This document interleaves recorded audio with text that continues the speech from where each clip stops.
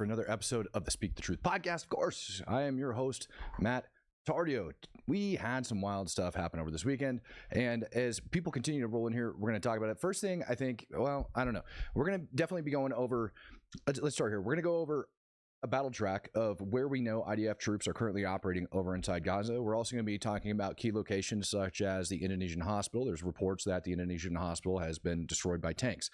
Allegedly, there was a major battle, but that is completely unconfirmed at this time. I haven't seen any video confirmation. I haven't seen any photographs of it. The IDF hasn't made a statement that said they leveled the hospital, so we're going to look into that. Down inside of Khan Yunis, major airstrikes have been taking place over the last 24 hours, along with a special forces operation that originally came out.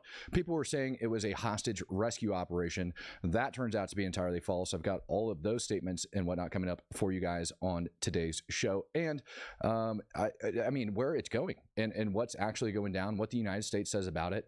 Ayatollah from Iran is back, like rampaging again about the United States over inside of the Middle East. So we got all sorts of stuff. Ladies and gentlemen, let me know where you're checking in from. And as we wait for people to roll in here, I'm going to talk about Biden having cancer for a minute. And because it was a 4-lane highway that was accessible, my mother drove us, and rather than us be able to walk. And guess what? The first frost, you know what was happening? It had to put on their windshield wipers to get literally the oil slick off the window. That's why I and so damn many other people I grew up have cancer. And why can't, for the longest time, Delaware had the highest cancer rate in the nation. Holy crap.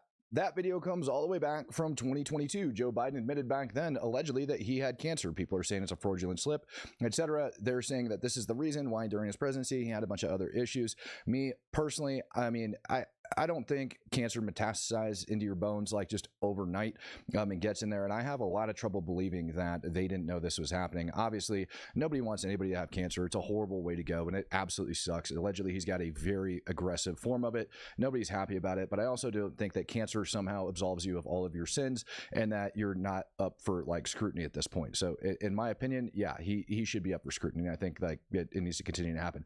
We had Tristan Allen coming in, gifting out 5 Speak the Truth memberships. Tristan, thank you so much for gifting those out and getting the show kicked off right. I'm going to bring you guys up over into Gaza as we're waiting on everybody to come in. People are acting shocked that the IDF's actually blowing the crap out of them. You're not going to believe this crap. Fox McCloud says, off topic, but what's your favorite rifle platform? Fox McCloud, dude, that depends on what I'm doing, friend. It really does. I look at firearms as tools, and I think that certain tools are for certain jobs. So are we talking about long range? Are we talking about close-in engagements? Are we talking about mid, like a spotter weapon? Are we talking about assaulting a building? Or are we talking about just something that I can carry around, or what I would use in a zombie apocalypse? Because all of those things have different meanings to me, and they all have different applications. So, yeah, I mean, that's a hell of a question. That is one hell of a question, man. Zombie apocalypse, I'd say, truthfully, like a PCC, like 9mm. That way my ammo is interchangeable with my pistol. 9mm is a very common cartridge. You can find it just about anywhere, and it's dirt cheap. It's easy to reload. Lots of different components for it. Obviously, having an AR platform, 5.56, 223 compatible is always good. I really don't care about barrel length. I'm not trying to engage anybody out beyond 200 meters, 300 meters, honestly, with that platform. So I don't care if it's a 10.5 all the way out to 16 or 20. I don't give a shit what you end up buying. And then when we go into long range, long distance, I really love 6.5 Creedmoor. I like Bagara's, the freaking, I'm trying to remember what the name of it is, but it's built on the Remington 700 platform, so you can swap chassis out, sub-MOA accuracy, guaranteed inside their barrels, and it's just a all-around good rifle. I don't need to engage anybody out past 1,000 yards for that scenario either, and I can accurately take kill shots on animals all the way up to like 500. What else am I missing here? I think does that cover your question, Tristan? I hope so. Christopher Hincliffe says, hey, brothers and sisters, I'm going into a job interview in 15 minutes. I would like to ask for a prayer. Thanks. Chris, buddy, member 16-month. Lord, please let your will be done for Chris. If it's your intention to let him get this job, let him get it. And if it's not, then it's not. And allow Chris to see what it is that you've got coming up for him here in the future. So, Chris, good luck to you, friend. Amen. Good luck in your job interview. Let's go over here and let's observe. ارحم عبدك يا الله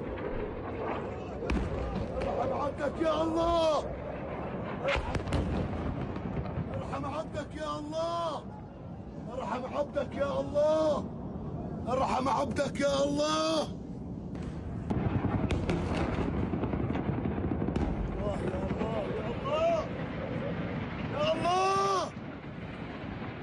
يا الله How is this happening in Gaza? Allah! Ya Allah! Ya Allah! رحمتك يا الله! Oh my God. رحمتك يا الله!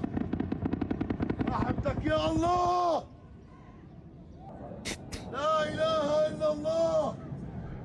Like, do we need to investigate Adidas at this point? I feel like they are worn by every terror organization on the freaking planet, whether it's Adidas track pants, Adidas shoes, anything of that nature.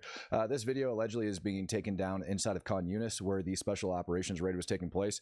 And we're going to go over that here in just a second, as much detail as we have for you guys. This is just a little warm-up video for you while we allow people to roll in here.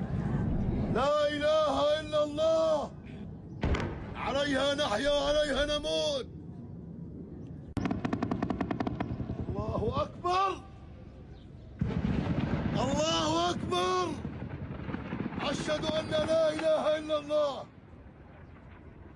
أشهد أن محمد رسول الله زي ما انتم شايفين على الصبح زي ما انتم شايفين على الصبح قصف مش معروف من وين بنزل من وين بيطلع لا إله إلا الله لا إله إلا الله Uh-oh, things are about to go boom. لا إله إلا الله لا إله إلا الله يا ناس العالم انتشر في الشوارع زي ما انتم شايفين العالم انتشر في الشوارع قاعدة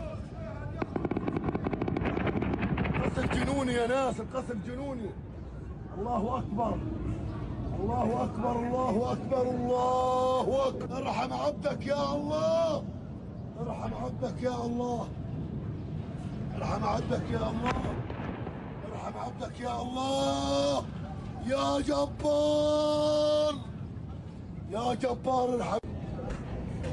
All right, I think I've had just about enough of these starving Palestinians for the day.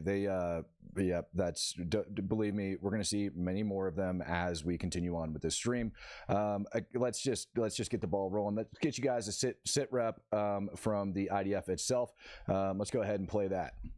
IDF ground forces in active and reserve duty have advanced operations in northern and southern Gaza. This is the start of Operation Gideon's Chariot, a new phase in the fight against Hamas. After the October 7th massacre, our mission is clear: bring our hostages home and dismantle Hamas's military and governing capabilities. Over the past week, the Israeli Air Force struck over 670 Hamas targets.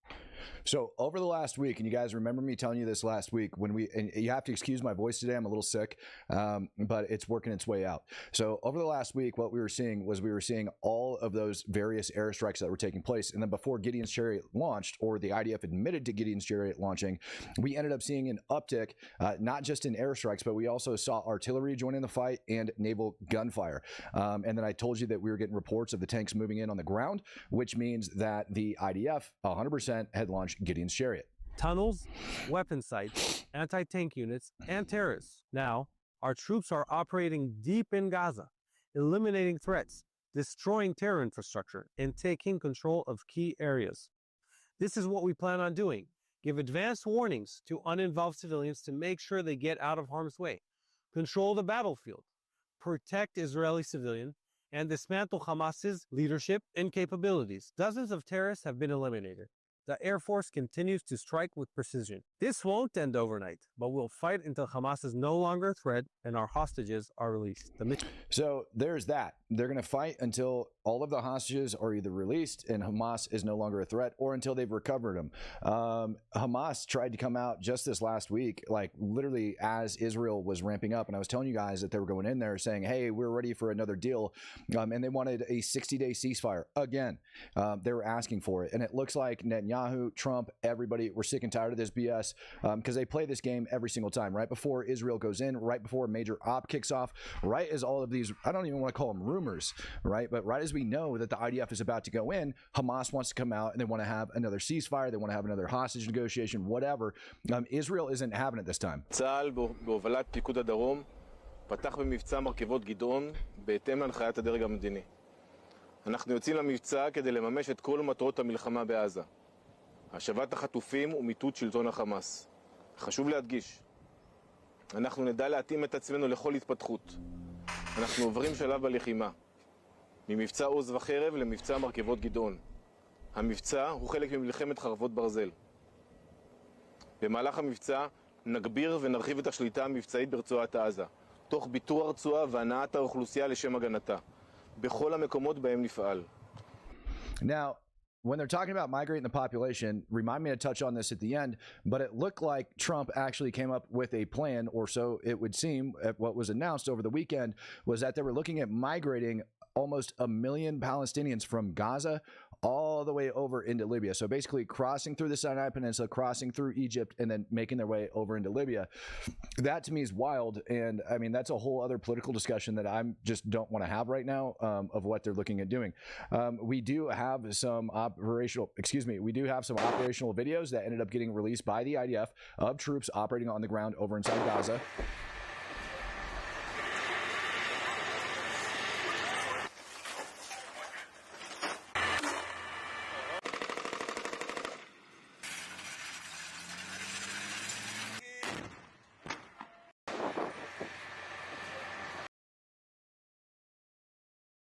So that's basically the videos that you're going to end up getting out of the IDF. They're not really releasing a lot of videos right now on the ground. We do have a couple different pictures. I love this one. This is a pretty freaking baller photo of them. And here's the other thing, right? Look at the amount of dust and dirt that these guys are covered in. They have clearly been operating longer than just a couple hours over inside of Gaza when this took place. Every single picture that I see of these troops, and it's just dust, it's dirt. They've got a buttload of tanks. They got a buttload of armor. And like I said, up inside the northern portion of the Gaza Strip, it would seem like they had a major firefight outside of the Indonesian hospital. Now, last week, they did give a evacuation warning for the Indonesian hospital, and we were getting warnings of airstrikes and things that were taking place out there. IDF statement that ended up coming out, let's see here. This was yesterday. They said IDF troops have begun extensive ground operations throughout northern and southern Gaza as part of Operations Gideon's Chariot over the past week. Israeli Air Force conducted preliminary waves of strikes, striking over 670 Hamas terror targets throughout Gaza to disrupt enemy preparations and support ground operations. The Israeli Air Force continues to provide consistent support to operating troops in Gaza. Thus far, the troops eliminated dozens of terrorists, dismantled terrorist infrastructure sites above and below ground. And they took out a massive, I think it was a 2-kilometer long tunnel. I've got a video of it coming up for you guys in just a sec. Well, here in the broadcast, I've got a video of it for you guys. I'm sorry, my voice is going out today, but I am working on it. I'm trying to make myself a little bit better. Just a couple hours ago, let's see here. This would be about 4 hours ago. IDF gave out another operational update. On Gideon's Chariot. They said over the past day, IDF troops struck over 160 terror targets. So in the last 24 hours. So in the last week, you had 670, and now you have over 160. Okay, so we're pushing, getting up to 1,000 different targets that they went after. Video volumes are fine, match low. Okay, well, if I'm low, let me go in here and crank that back up for you guys. Let me get this turned back to where it needs to be. If you guys can't hear me, that's a problem, and I will take care of that as we speak. Let me go ahead and bump my volume up ever so slightly for you, and hopefully you guys can hear me a little bit better right now. Let me get this in here and make sure that you guys are hearing me okay. Like I said, my freaking voice is really out of it, so I'm trying to... Hopefully you guys can hear me a little bit better, but it's my voice is going out today. Ended up catching the crud, so just bear with me on this. Ladies and gentlemen, please. All right, volume deniers, welcome back. Fox McCloud coming in, gifting out a Speak the Truth membership. Greatly appreciate you, bud. And BB88 just giving a big shout out to the Banana Gang. And Y Zuzizu, I probably pronounced that wrong, becoming a true supporter, man. Good to have you on. Good to have you on. Now, rumors over this weekend out of Khan Yunis was that the IDF ended up conducting a major hostage rescue operation. Turns out that that was false. And I've got videos of that operation taking place, at least from a distance, of different airstrikes and things that were taking place. We go over here and we take a look. Terror group says senior operative killed an Israeli special forces op in the south. Now, here's something that's really interesting about this, right? Here's the gentleman that ended up getting taken out. This says a wagon reportedly used by Israeli troops in special forces operation in southern Gaza's Khan Yunis, and Ahmed Sarin, a top member of the Popular Resistance Committee who was killed in the operation. So this is who they were after during this operation. Israeli Special Forces troops had gone in there. Reportedly, some of them were dressed as females hiding in the back of that freaking vehicle, and that they had gone in. IDF ended up taking no casualties, did eliminate their target, but there's massive amounts of airstrikes that were taking place. If you guys want to see who this POS is that they also ended up taking out, here you go. This is him. He gone. He's not around anymore. He dead. All right. Another terrorist that ended up getting eliminated down in Khan Yunis. This is the commander of the Southern Khan Yunis Battalion. So battalion commander, again, eliminated in Khan Yunis over this weekend. So the IDF is going after these like major key players down there. I have to use earbuds to hear you. It's just like your mic, it turned down, but okay. Dude, there's only so much I can do right now with my voice going out, man. I'm doing my best.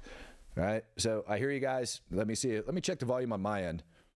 In Khan Yunis over this weekend. So the IDF is going after these like major... I feel like I sound pretty good, so maybe buy better earbuds or get off your freaking Walmart phone. I don't know what to tell you, man. Al Arabia is reporting that the IDF forces conducted a hostage rescue operation. That's not true. All right. I don't know where they got that information from or where it ended up coming out. These are all the different airstrikes that were taking place going on. Looks like it was actually a daylight raid.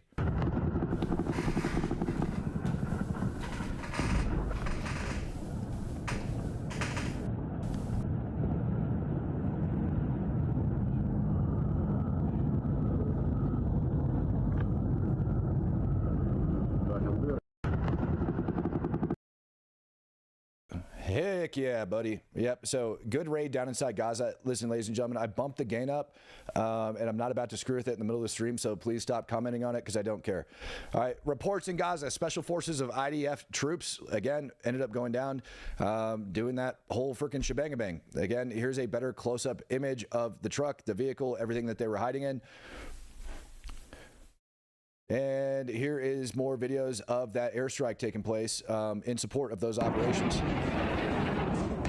يا رب يا الله هي الاستهداف سمعتنا الآن يا الله يا الله صباح الاستهداف صباح الحزمارية يا رب يا رب السماء جميع أنواع الطيران في السماء يا جماعة الاستهدافات ما زالت مستمرة منذ الصباح. We're going to talk about, I saw somebody commented something about PMCs operating in Gaza and advising for Hamas. It wouldn't surprise me if they are, but I don't think they're going to be American PMCs, and likely they're going to be like, well, I don't even want to speculate on who does that, but I have seen that before with different terror organizations. But most of the time, it's other terror organizations that are a little bit more advanced that end up coming in and advising out of it. So that's what I tend to end up seeing. But there is American PMCs, private military contractors operating inside Gaza. They're actually responsible for distributing the food. I've got a photograph of them coming up here in just a little bit for you guys.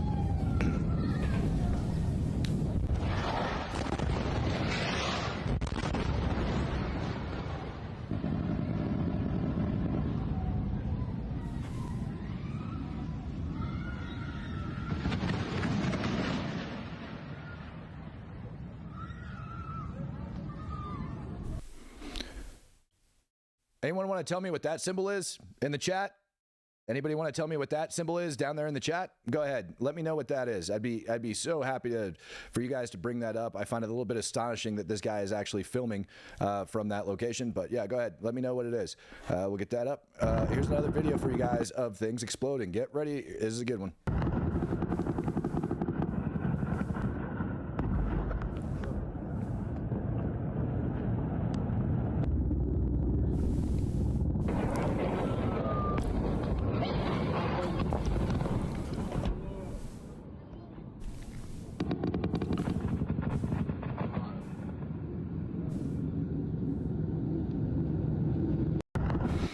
Yeah, I saw somebody said IRGC, maybe in there advising for them. That would be a good place to start looking.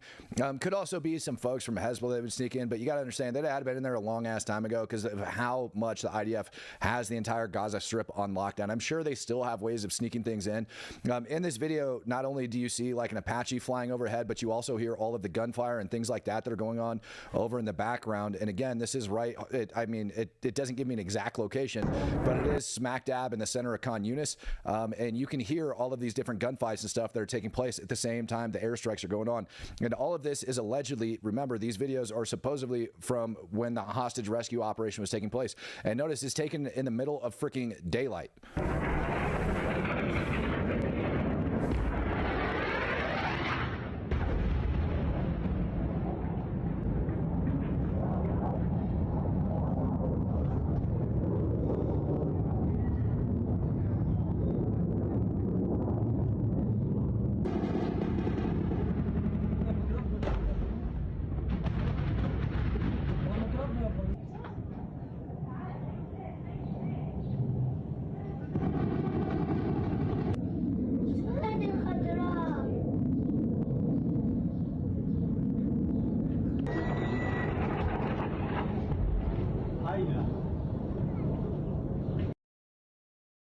What absolutely amazes me is that even with all of this going on, people are not choosing to evacuate to safe zones. Now, I've got it coming up here in just a little bit, people inside Khan Yunis have finally got the freaking memo and they're starting to push out. They're starting to leave Khan Yunis, and there's a huge row of them. But it blows my mind that they were so ingrained that they were going to be perfectly safe over in this area that none of them ended up getting the heck out of Dodge. They all ended up staying there. And again, they had advance warning. They were told that this crap was coming. They honestly, they were. Let's see here. This two areas I'm going to end up putting up on the screen is the Al-Fakari and the Kuzas area, just east of Khan Yunis.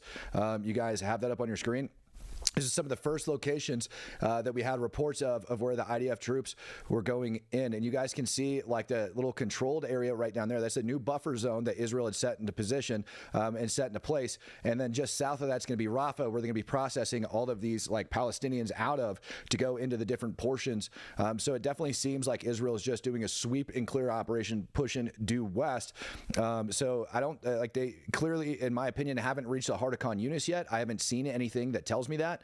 But it does seem like they are pushing very hard getting in there, because that's the different types of fighting videos. Up in the north, all right, up in the north, we've got advancements being reported in the Al-Atara and the Al-Bakara area that is going to be west of Beit Lahia and over around the Indonesian hospital. All of this stuff ended up coming out over the weekend. Now, the Indonesian hospital is supposed to be a very serious fight that was taking place where they ended up bringing in, and that's going to be this one right down here. Very serious fight where the IDF ended up rolling in tanks. People are saying that tanks were firing on the buildings, but I've heard this type of crap come out of the Palestinians before. And so I'm going to wait on confirmation. But at the same time, it wouldn't surprise me if the IDF was forced to fire on these hospitals with their tanks over in that very particular area. Hamas knows this is like their last push and that they're about to be freaking eliminated. And so they're going to be pulling all sorts of dirty tricks out.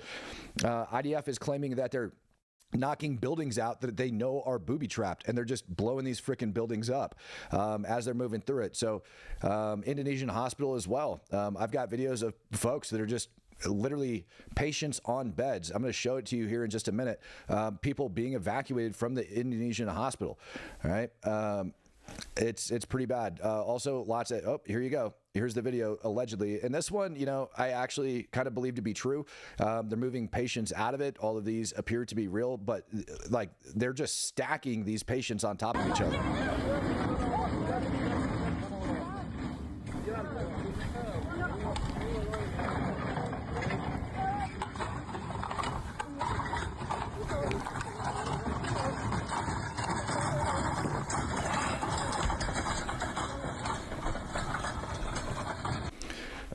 That's pretty insane that they actually stuck around that long and kept people on the freaking hospital beds. If this video is actually true, again, stacking patients on bed and just wheeling them to a safer location. Allegedly, all of the hospitals in northern Gaza are now shut down. That's what the reports are coming out of there, that all of those hospitals in northern Gaza are shut down. This obviously it kind of looks like a propaganda video, but the key thing about it is that is a legit hospital bed. Those are very clean blankets that are on top of it, and there is a couple different people that are stacked on top of that sucker. I am the first one when it goes down to judging Palestinian propaganda that ends up coming out of there. I watched that video a couple different times, and I'm going to be honest with you guys, I think it's real. All right, I really do. I think it's real. Videos coming at you out of Khan Yunis of people that are evacuating now.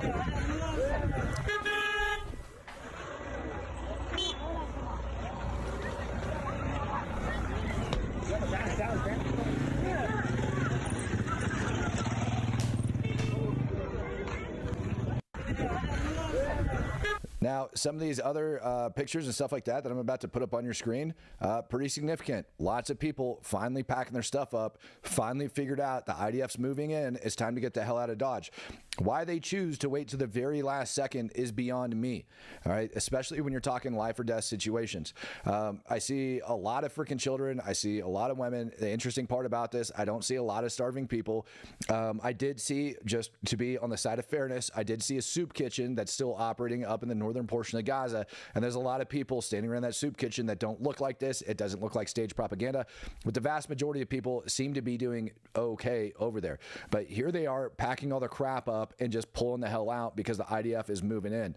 So I think Khan Yunis is going to be a very major battle. We saw a lot, I mean, a lot. Here's some more, dude, hell with it. Here's some more bombing that took place over in Khan Yunis. Like,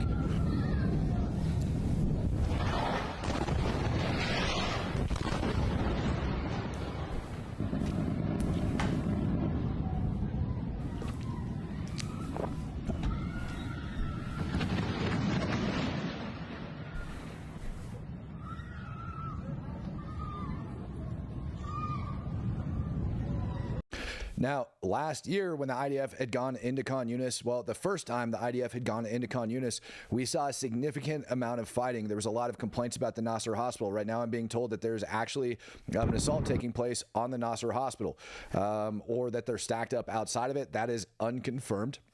They're moving in there. That would tell me that they're pushing very, very deep. Matt, always finding them soup kitchens. Yeah, big toe. I'm always finding them soup kitchens. I absolutely am.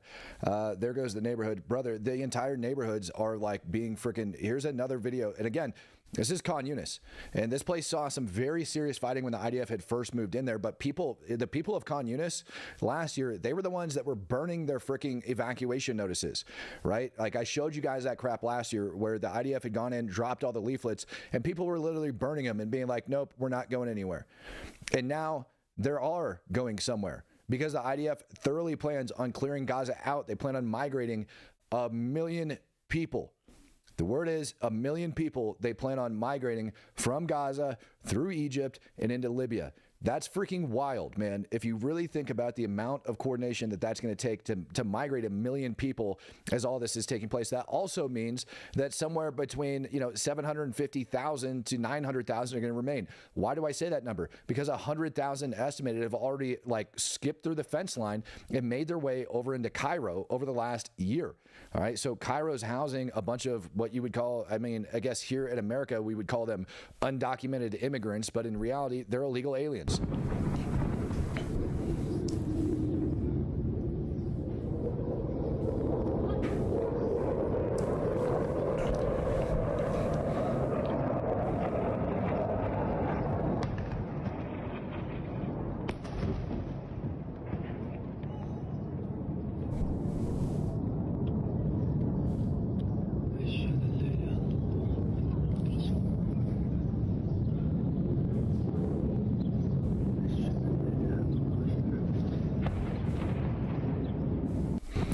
So I just saw a very interesting question down in the chat, which is what happened to the people marching to kick out Hamas BS?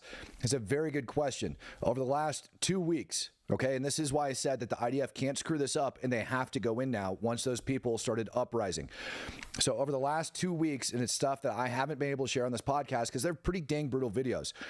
What I've seen is pictures of Hamas actually going over, taking some people, shooting them, like executing people, shooting them in the legs, beating the hell out of them, doing all sorts of crap in some of these different areas where I saw those happening. It's my opinion, some of those videos and the different things that are happening was Hamas moving in to crush some of those uprisings that were taking place. Now, if Hamas didn't get those leaders, which hopefully, God willing, they didn't, those would be the people that the IDF and that Israel and that Mossad and everybody else is going to look at taking and propping up and putting into power. We're going to get more information on that coming up in a little bit. Fox McCloud says, how would you grade their tactics so far? I don't have enough information at this point to tell you that they're doing a good job tactically, but I can tell you that it looks like they actually took the gloves off. If the reports that we got of them over outside the Indonesian hospital and actually bringing in tanks and assaulting the hospital the way that it's actually being reported, taking the tanks and freaking like fighting and blasting into the hospital as opposed to like cordoning the area off and just duking it out for a while they go. To me, it doesn't seem like that's what's taking place in this operation from everything that I've been able to see so far. I've been studying it and watching it very closely this weekend. It seems like the IDF has basically gone in, surrounded these areas, and is killing the Hamas fighters that are within it. Before, they would give a safe route for evacuation, and I don't see that happening in this case. I don't see the IDF cordoning off an area and then leaving like a little butthole open at the bottom for everybody to poop out the backside of for the IDF just to walk into traps. It seems like they're actually surrounding the locations, these key targets that they're going after, and actually killing the people that are inside those key targets. So these Hamas fighters, they're not allowing them to escape to the best of my knowledge right now. That is a huge improvement in their tactics from everything that I've seen. Yeah, let's see here. Saad on X, so sad. Yeah, I mean, they're doing it, man. They will go from Libya to the EU and the UK. I don't know if that's going to happen. I sincerely hope not. I think the UK has learned its lesson. I hope the EU has learned its lesson. I know a lot of people in the UK are starting to speak up over all that crap. But yeah, the whole two-tier crap, man.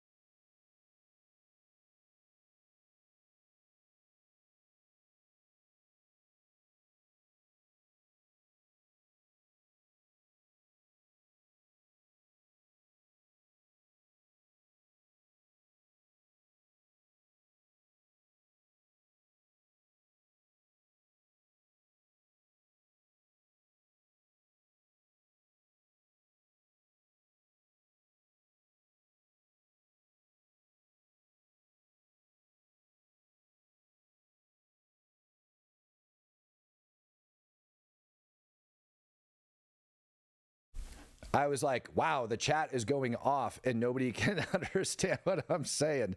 Yeah, I muted myself during the video because I was coughing. Sorry about that. So yeah, the wife and hey, I'm allowed one dumb mistake a day, ladies and gentlemen. I'm allowed one dumb mistake a day. I'm a one-man show. So I appreciate that. I'm back. Yes, I know. I was like, why is the chat going crazy? The chat's going crazy because nobody can hear what I'm saying. So the question got asked. The question was asked in the chat whether or not, that's so funny when I do that crap. I hate myself every time. One dumb mistake. The question ended up getting asked. Thank you, Ghost. I appreciate you. I see I was muted. All right, the question ended up getting asked whether or not they're taking the terrorist family into account when it comes down to the 40,000. No, they're not. We're talking about trigger pullers. When you heard that initial number, and again, that goes back to the beginning of the war, that number is no longer assessed at 40,000. It's assessed somewhere around 18K, okay, if not less. I'd probably put it around 10 to 15, but Hamas did try doing a major recruiting campaign during all of this. Now, what I was saying about the family members, okay, in the raid that took place over this weekend, all right, the one that I told you about down in Khan Yunis where they went and they killed that freaking dude. Number one, they tried to capture him. They tried to take him alive. A raid is nothing more than a freaking assault with a planned withdrawal, okay? So a raid is an assault on an objective with a planned withdrawal. And so you can have different objectives during a raid, right? So they raided this area. They ended up killing the guy. They wanted to capture him, but they ended up killing him. And what they ended up doing afterwards was they took his wife and kids, allegedly, reportedly. I don't know the age of his kids. I'm sure all that's going to come out. Now, if they're 5 years old, 3 years old, et cetera, et cetera, et cetera, got it. They're going to keep those kids with the mom. The reason that they're going to end up taking that wife is pillow talk is a very real thing. However, I have also entered in people's homes before, like in AQI, all right, Al-Qaeda in Iraq, got into somebody's house that we knew was 100% complete and total dirtbag, and the wife had absolutely no idea everything that he was doing. I'm not going to tell you how we know what we know, but trust me, Israel also knows what they know. The amount of technology that's out there and our ability to actually see things is freaking insane. So yeah, they're going to take that wife. They're going to question her. Now, a lot of people are going to accuse Israel of like torturing her. I promise you that's not what's going to happen. They're not going to torture her to get the information out. They're going to end up promising her some sort of asylum. They're going to end up promising her like a better life, probably some money, etc., because it's going to save lives at the end of the day. Money isn't exactly the best freaking like motivator when it comes to getting information out of people, but safety, children, things like that, that's what these like negotiators and interrogators are really good for. Interrogation gets taken to a different level when you start talking about family members and things like that. You go about it a completely different way because they have different motives. You don't talk to a wife the same way you talk to a freaking terrorist. It's something totally different, and these people are very well trained and very well versed in it.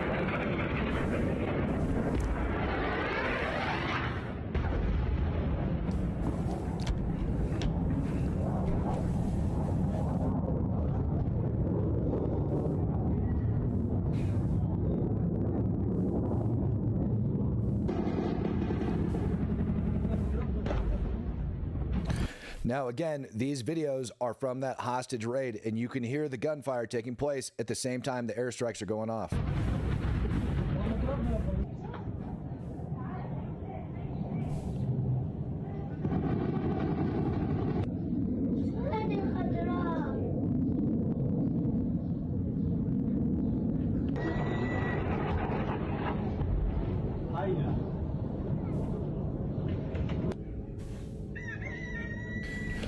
So when you have like a small team like that that's going in, they're going to be heavily supported by the air. Heavily supported by the air. This is Al-Fakari. It's going to be east of Khan Yunis, and this is going to be from earlier yesterday when the IDF troops first went in.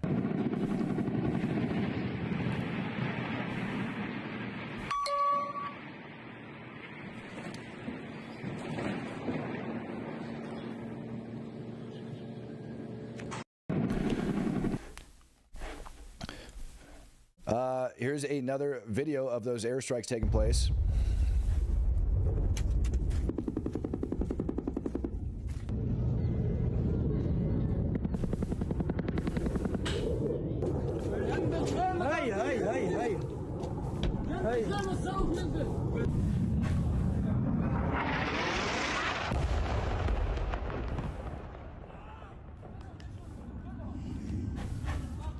Can we just recap that real quick?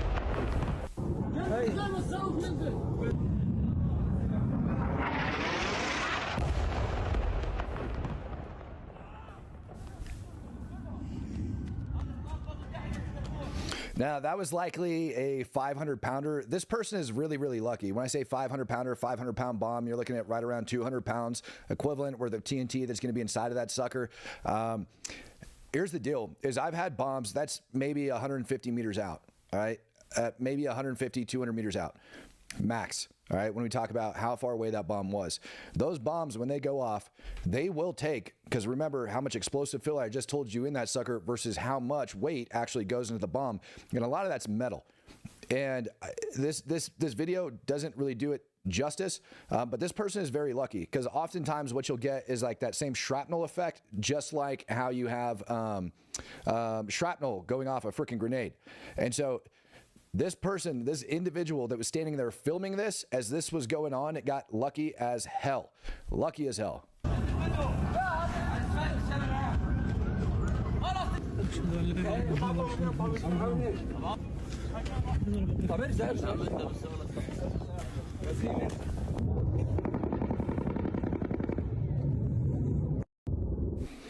Lots of gunfire on the ground taking place. Again, allegedly, that's the area that hostage rescue op was taking place.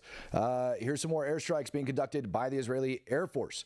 All right, this is in southern Gaza, and let's let it run.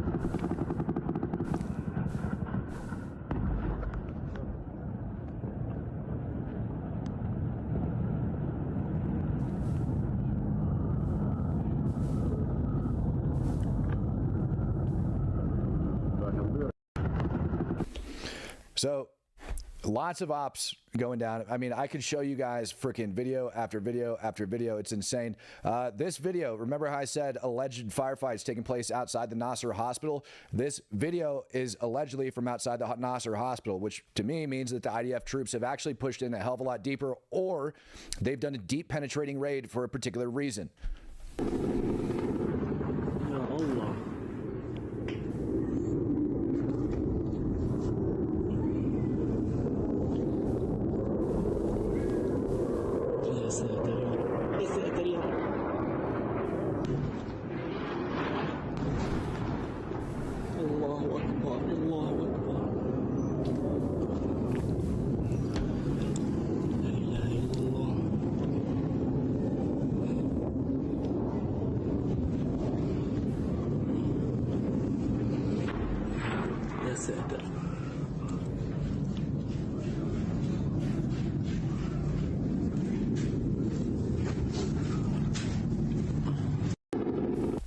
I said alleged hostage rescue operation. So there was information that was floating around online. I see it in the comment section, so I'm addressing again. There was an alleged hostage rescue operation that took place inside of Khan Yunis. It wasn't a hostage rescue operation. IDF has already came out and shot that down. They were going after key Hamas leaders over there. All right. Let me see if I can pull up the picture of the POS. It is confirmed that he's dead. He's been killed, along with another individual that ended up getting killed as well down inside Khan Yunis. So the IDF has been targeting these key Hamas leaders for quite like the last couple days, taking them out. And it looks like they're trying to disrupt the operations before the troops go in on the ground, cause a little bit of confusion, everything else.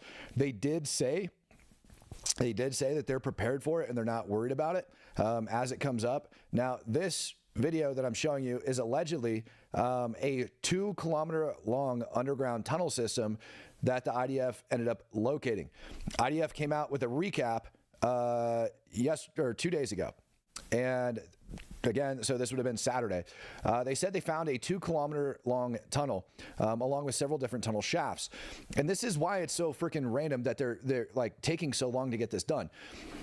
The IDF, in my opinion, didn't do a very good job as far as clearing went last time. Right? They didn't do a good methodical search and clear as they went. This tunnel system may have been identified by them earlier on, and they might not have dealt with it. I've talked to a lot of Israeli troops. Some of them have told me that they had issues actually dismantling these tunnels and being able to get them to collapse. If you've never had to do this before, you know, a lot of people will be like, nah, just put some charges in and it'll be fine. Number one, it's a pain in the butt to move all of those charges in. Right? There's a lot of explosives. It's very hard to do. It takes a very long time to properly rig it to make sure it's done, because if you don't do it right the first time and you end up screwing yourself, you might not be able to do it correct the second time. But this is a video that the IDF released on Saturday of them collapsing tunnel systems. Allegedly, again, 2-kilometer long tunnel. That is huge. It's a massive tunnel, 2 kilometers long. 2 flipping kilometers, and you can see the vents that are in that tunnel system just pouring out right there as I freeze frame it and pause it on. Like, that is a lot of freaking explosives that end up doing that. And you got to remember as well that after this, they've got to go in and they've got to rebuild the entire Gaza Strip. And so all of these are like the amount of construction work that's going to be done at the end of this conflict is insane. I can't even imagine how much they have. Here is a 200-meter long tunnel that they ended up identifying. All right. And allegedly, all right, this underground tunnel network was a little bit of a firefight. I believe this one actually comes out of the north. And there was a little bit of a firefight before they ended up doing this, and then they ended up blowing the tunnel afterwards. And so I'm not expecting the Israeli Defense Forces to be moving extremely quick through all of this stuff. Likely what they're going to end up doing is they're going to clear certain areas, they're going to push through it, and then they're going to have troops in the back. So they're going to create a buffer zone for these troops to be able to do this methodical search and clear. Because once they collapse these tunnels, you got a picture. There's allegedly 20 hostages that are still left alive, right? There's like 50 plus that are still being held there. I believe the number is now 58. All right, dead or alive inside of Gaza. And if they collapse these tunnels and there's bodies hidden inside of them, because the IDF has found bodies inside of tunnels, all right, in the past, hidden behind false walls, etc., they need to be able to get them out. All right, so if they're collapsing tunnels, they need to do it slow and they need to do it methodical.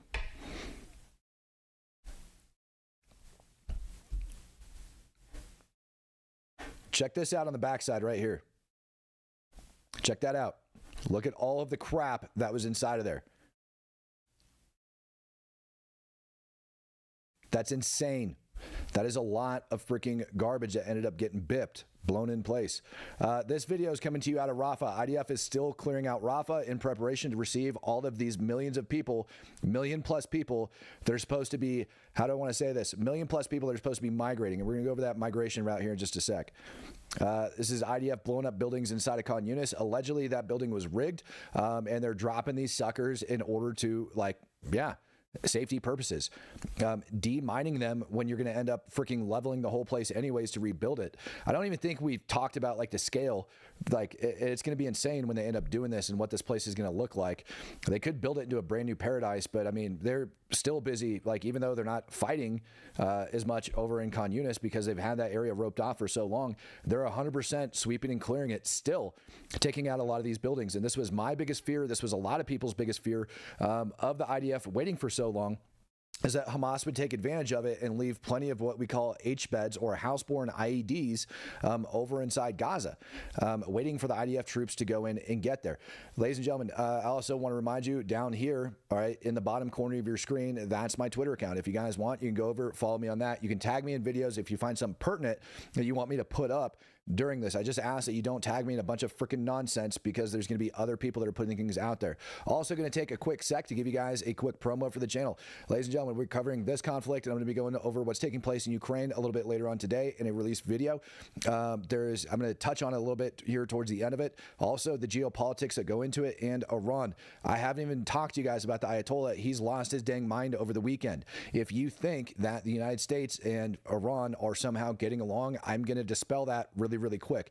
Even though the Trump administration was coming out saying that everything's going just fine with these like negotiations for uranium with Iran, the Ayatollah came out and just lost his crap on Twitter over the weekend. He freaking angry tweets more than Donald Trump does sometimes. I kid you not. He never misses an opportunity to crap on the Jews.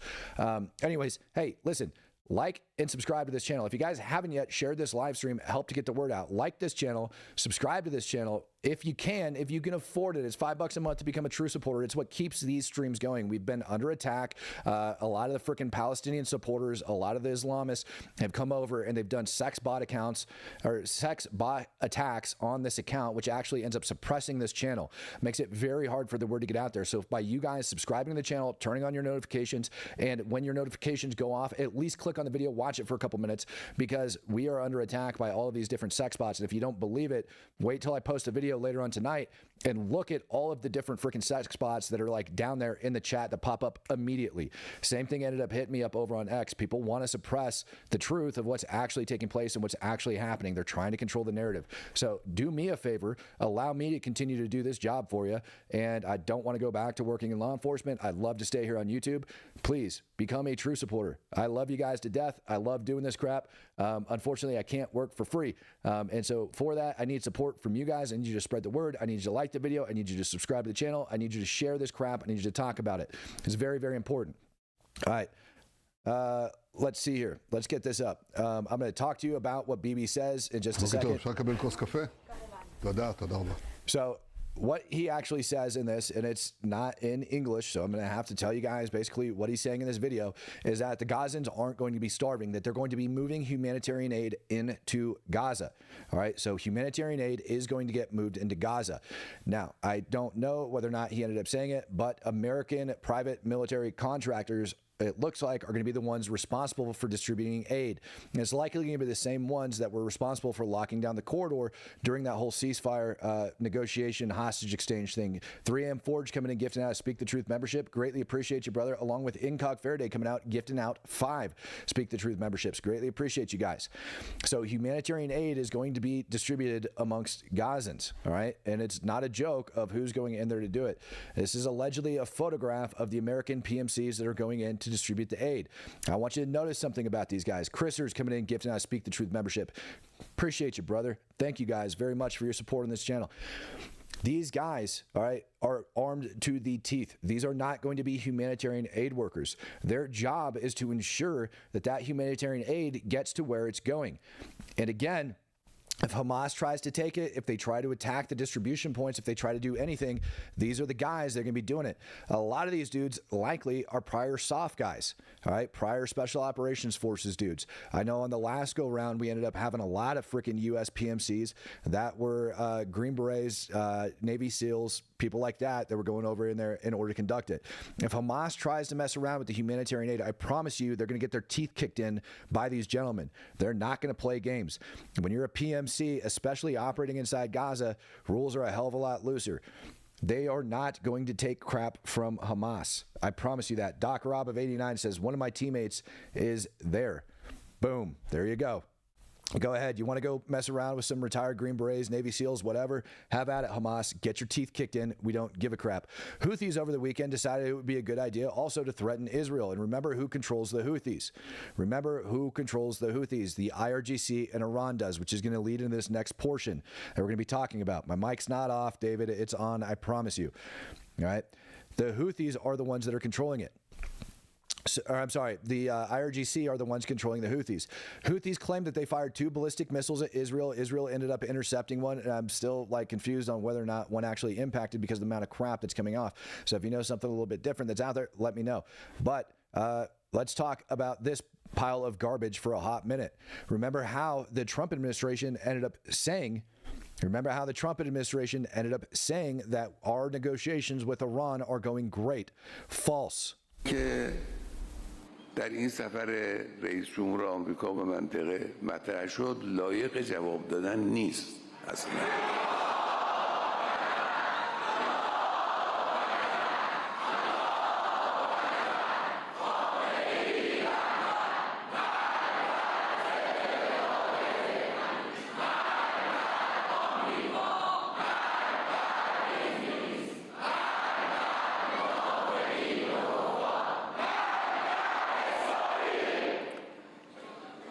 اینقدر سطح حرف پایینه که مایه سرفکندگی گوینده حرف و مایه سرفکندگی ملت آمریکاست.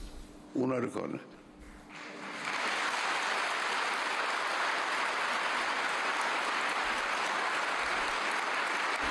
What do you guys think so far? Do you think our negotiations are going really well? Wait until I show you what this nut job actually ended up putting out.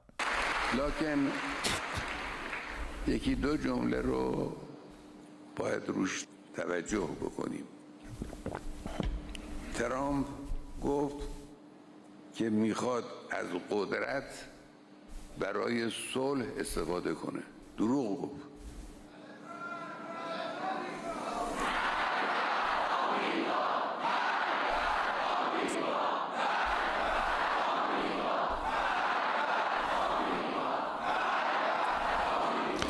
Now, I can only assume the people that are over there watching this are some of the most radical, all right, that he's going to end up having, right, to go and listen to him speak. But it doesn't matter. The message that the Ayatollah is putting out, is still death to America and that Donald Trump is lying. And the reason he's talking about lying is because Donald Trump said that we ended up sending out a freaking, what do you want to say, deal for Iran. Ayatollah came out this weekend and said that he never received such a deal and that Donald Trump is a liar. He is adamant about this. He's saying that Donald Trump lied, that he never ended up sending it. Donald Trump ended up coming out saying, no, absolutely we did. So kiss my butt. ایشون و مسئولان آمریکایی دولت‌های آمریکا از قدرت استفاده کردن برای قتل عام غزه، برای جنگ افروزی در هر جایی که بتوانند، برای حمایت کردن از مزدوران خودشون. از قدرت این استفاده رو کردن. چه از قدرت برای ایجاد صلح استفاده کردن؟ بله، از قدرت می شود برای صلح و امنیت استفاده کرد. به همین دلیل هم هست که ما به کوری چشم دشمنان هر روز بر قدرت خودمون و که قدرت کشور انشالله اضافه خواهیم.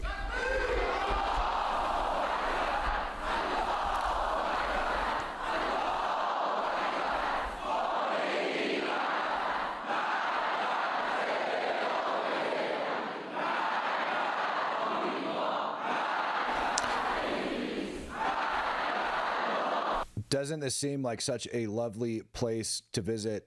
No, I think we're going to end up having to bomb these guys in the next couple of days. منطقه آمریکا از این منطقه باید برود و خواهد رفت. Now he's coming out saying that U.S. troops need to withdraw from the region. Yeah, I understand. Like, I don't want to hear them shouting either, so I'm going to mute it. Now the Ayatollah is saying that U.S. troops need to, like, remove themselves from the region. And when he says West Asia, make no mistake about it, he's talking about Iraq. He's talking about freaking everything across the Middle East. He's talking about all of that crap. He wants to see U.S. troops gone. He does. He wants them gone. And so this does not at all go along with what the negotiations were that were supposed to be taking place. مایه فساد، مایه جنگ، مایه اختلاف رژیم صهیونی است. رژیم صهیونی. And again, he never misses an opportunity to crap on Israel, the Zionist regime, which the lethal cancerous tumor of the region. So this is why I am becoming increasingly concerned and saying that this strike that's going to take place on Iran is pretty freaking imminent, because the Houthis have ramped up their ballistic missile attacks on Israel, right? They claim they shot 2 more over the weekend, and they're targeting the civilian airport, number one. Number two, here you have the Ayatollah that's ramped his rhetoric back up again, that's calling Israel a cancerous tumor that needs to be removed. What do you think that means? Do you honestly think that our negotiations are going so well with them? I'm going to go with no. Nava Zimmerman, do you think Israel will use its nuclear subs? For what? For what? To strike Iran?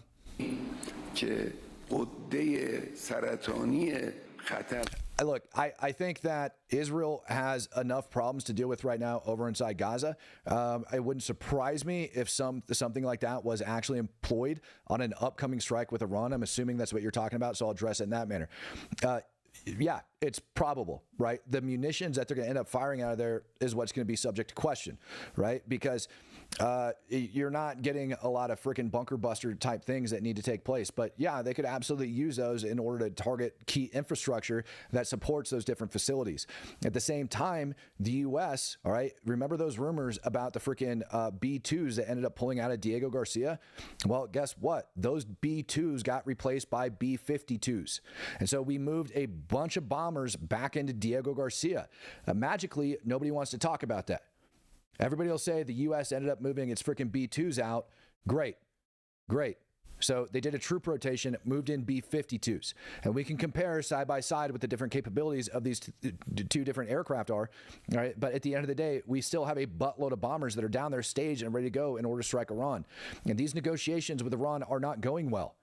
The Ayatollah has been very public about it now, because not only did he give this speech, which we're about to finish up here, but he also ended up putting more crap out openly on his freaking Twitter account, pretty much echoing everything that he's saying inside of this video.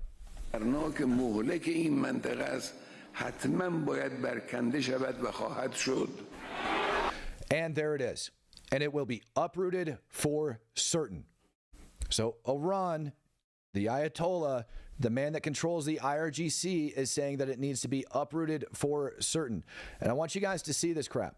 All right? I want you to see it firsthand of what he's been putting out, because I think it's important. I tend not to just put random Twitter feeds and crap like that up, but in this case, for what the Ayatollah is doing, it's very important, and I want to show you guys this. All right, this is, for those that don't know, all right, this silver check mark confirms its official government. All right, so that's what this is. This is the Ayatollah. He's got 1.3 million followers. All right, we go down and we take a look at some of the stuff that he's got. Due to the determination of the nations in the region, the U.S. must and will leave West Asia. The dangerous, deadly, cancerous tumor in the West Asia must and will be eliminated. He is directly talking about targeting U.S. troops. I can't say that loud enough. This right here that he put out yesterday, and you can see the freaking data. I'm sorry, not yesterday, the 17th, so 2 days ago.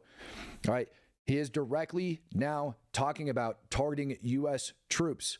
And we're supposed to be in peaceful negotiations so that they can continue to enrich, or not continue to enrich uranium, but get rid of their 60+% enriched uranium.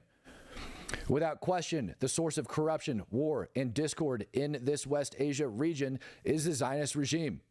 And you just saw him talking over the weekend about uprooting and saying it's not going to be a question that they're going to be uploading, or that they're going to be uprooted.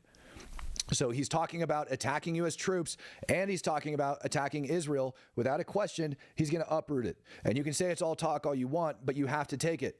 Because, again, we know they have the enriched uranium. We've got some questionable blasts that have been taking place over inside that country. Khamenei, May 17th, U.S. president proposes a model to Arab countries according to which these countries cannot survive for even 10 days without the U.S. This is definitely a failed model. Due to the determination of the nations of the West Asia, the U.S. must and will leave the region. Why is he bringing that up? Because his entire terror network is being freaking dismantled right before his eyes. You got to remember, this is not me scaremongering. This is not me scaremongering. This is just me telling you how it is. You got to remember, this is just how it is. He just threatened U.S. troops in the region. Whether you call it scaremongering, that's a fact of what he did. And they have enriched uranium, and they're refusing to give it up. They're refusing to give up their enrichment capability. Patrick Loudon, where do you think he will target initially if we strike, and what are the U.S. biggest vulnerabilities? Biggest vulnerabilities, as far as I'm concerned, is actually Camp Lemonnier over inside of Djibouti. But we do have, again, like all of the other freaking stuff that's taken place. We moved in the Patriot batteries. We moved in Patriots freaking all across CENTCOM. I have no idea where they've been distributed. Issue for me is, and again, this is the issue for me. The issue for me is that technology fails, all right, and that you can also overwhelm technology, and that it takes a certain amount of time to refit, all right? So just because we have Patriots in the region, just because we have all of these aircraft in the region, just because we have all of this stuff, it doesn't guarantee 100% protection, and that's where people get it wrong, all right?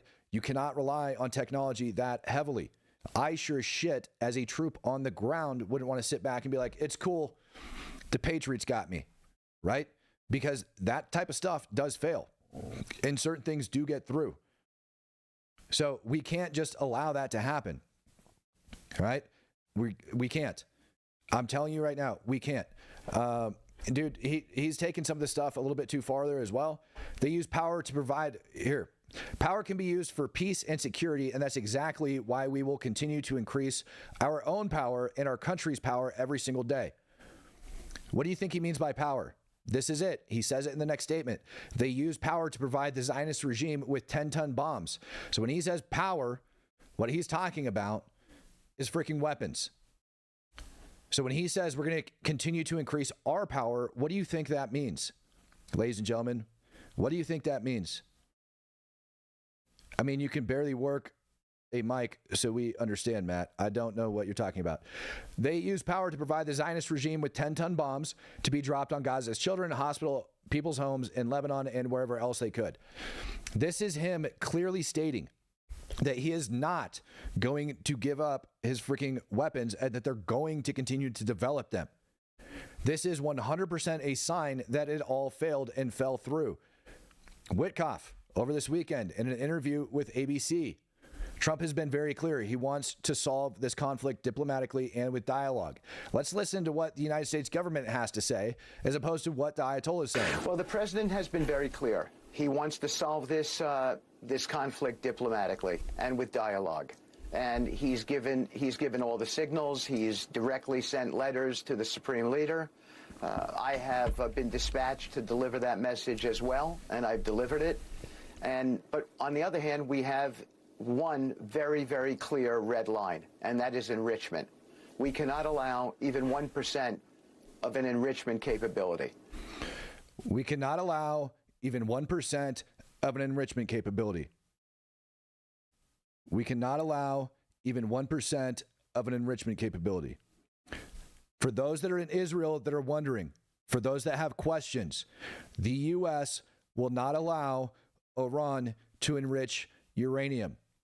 There was rumors going around last week that the United States government would eventually, after a couple of years, allow Iran to enrich up to 3.6%. That is not true. As far as I am aware, I have seen no evidence of that. What I have seen repeatedly, time and time again, is this administration saying Iran's not going to be allowed to enrich uranium. And Iran again is stating that they're not going to give it up.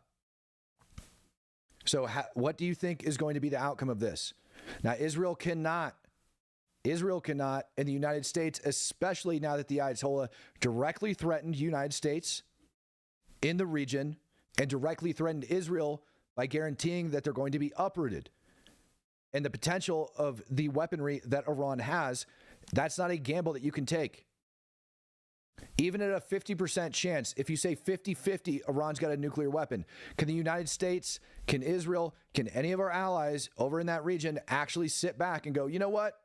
This is acceptable. The answer is no. We cannot. We've delivered a proposal to the Iranians that we think addresses some of this without disrespecting them. And so that's important. We want to get to a solution here, and we think that we will be able to.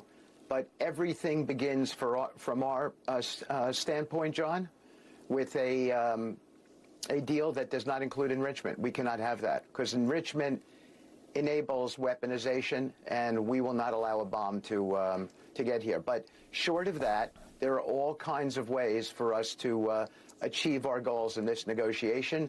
We think that we will be meeting sometime this week in Europe, and we hope that it will lead to some real positivity, and that's where we are, sir. So there you go. These meetings are supposedly going to take place over inside of Europe, I don't think are going to come to anything.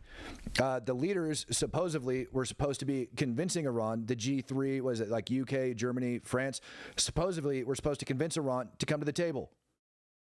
And what we saw over this weekend was the Ayatollah losing his dang mind. I do not believe in any way, shape, or form that they are coming to the table. And now that Israel has moved into Gaza, now that the Houthis have continued to do what they do by firing ballistic missiles at Israel, I don't see that being a very real possibility that that's going to happen. Now, here's something that's kind of odd. Here's something that's a little bit odd. Ended up coming out. I didn't even know this was a thing. It ended up coming out. You know what? Screw that. It's Al Jazeera that's, well, no. Al Jazeera actually got an interview with Sinoir, and that's the reason his butt ended up coming out of the tunnel. Check this out. And I'm going to mute it because screw Al Jazeera. Doesn't matter. Here you go. Here's Sinoir coming out for his interview with Al Jazeera. This is shortly before he ended up getting domed in the head. Reportedly, this is out of Rafa as well. So Al Jazeera down inside Rafa interviewing Sinoir, and this is what actually got him freaking shot in the head. Wild to me.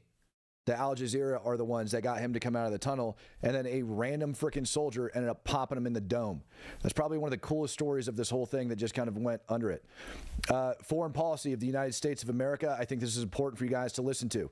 All right, this is what the U.S. intent is, and this is why I think Gaza is going to continue to move, and why Iran, we're not going to be dealing with them very much longer. It's a short clip. Well, I think I can summarize the president's foreign policy agenda with 2 words: America first. And that means putting the American people and the American taxpayer first.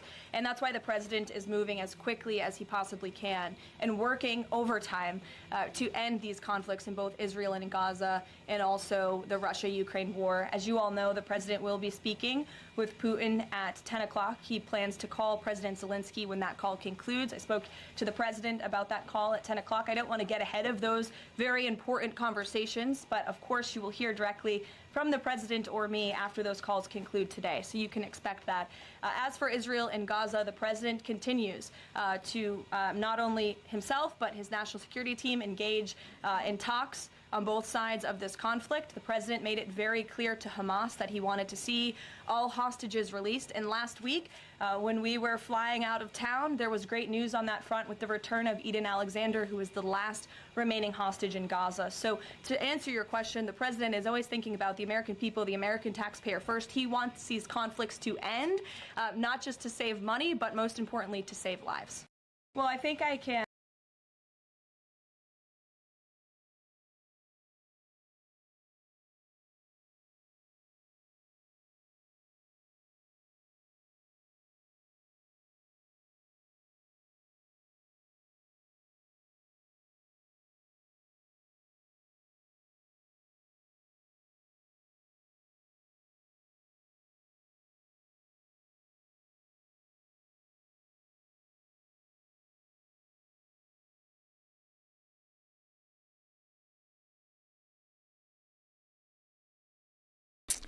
I am allowed one dumb mistake a day, ladies and gentlemen. I'm allowed one dumb mistake a day, and I crossed over to 2.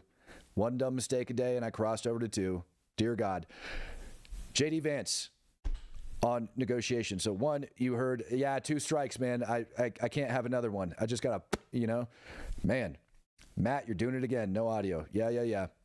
I'm trying to balance some things out on the backside, and as I'm doing that, I mute myself so I can adjust audio for you guys. Anyways, so Secretary Rubio, I met with Zelensky.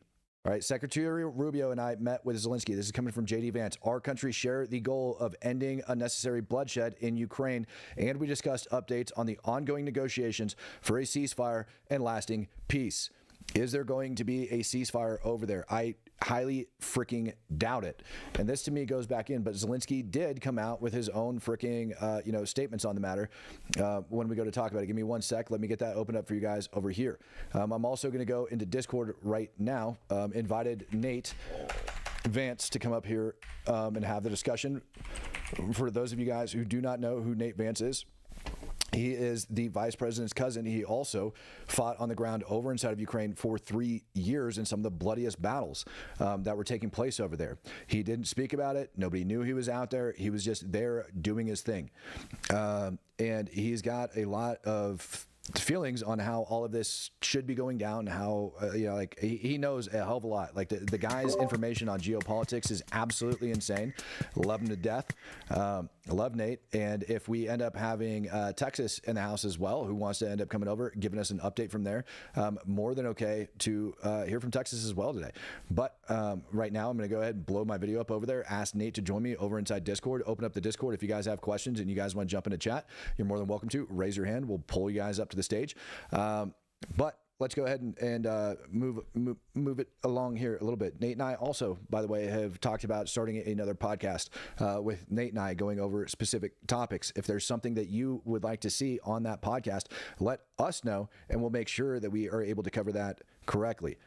Oh, man. Slava Ukraina, Goroyam Slava. My voice is absolute trash today, man. Absolute trash. I'm sorry. It'll get better as the day goes by. Discord music, I miss it. Yeah, well, Discord music is coming back, ladies and gentlemen. We're going to get on it. How do you guys like the new studio setup? How do you like how everything's going? How do you like it? Audio, Matt, audio. Yes, I see it. Hopefully you guys hear me okay. All right, bringing Nate up to the stage right now, ladies and gentlemen. Bringing Nate up to the stage right now. All right. Nate, sir, right, you are live. Yes, sir. I got you. Okay.